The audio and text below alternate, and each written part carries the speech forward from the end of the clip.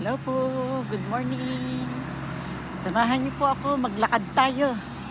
Lakad lang po tayo. Papasok na naman po tayo sa trabaho. Dito po naman tayo sa daan. Ayan. Walking. Lakad na naman po tayo para papasok. Ayan. Ayan. Maaga pa po, madilim pa. Madilim na naman ang pagpasok ni Tita Emmy. Ayan, kaya sama lang kay Tita. Ito na naman po tayo.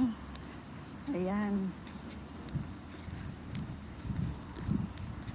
Para sa kinabukasan, kailangan maghanap buhay.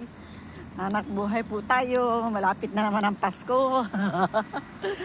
Pasko na naman. Medyo malamig po ngayon. Kaya medyo nakaganito po tayo.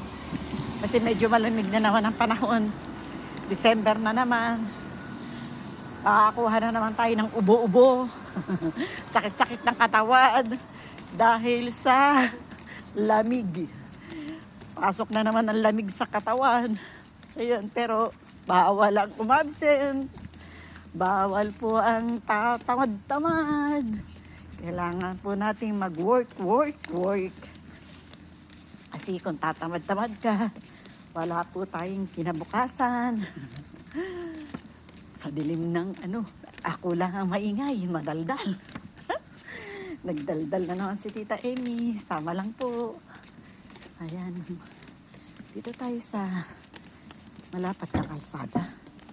Try po natin kung nakatakbo po tayo. Halos wala naman pong sasakyan pa. Ayan. Kaya bilisan lang po natin. Kasi dito mabilisan ang sasakyan. Di mo napapansin, nasa tabi mo na. Ayan, lakad. Tita, saan ka punta mo? Punta po tayo sa work. Ay, nako. Hapon na naman po makakauwi si Tita.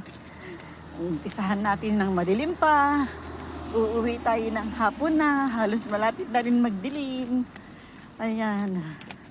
Tapos balak ko po munang magpunta ng grocery pag uwi ko.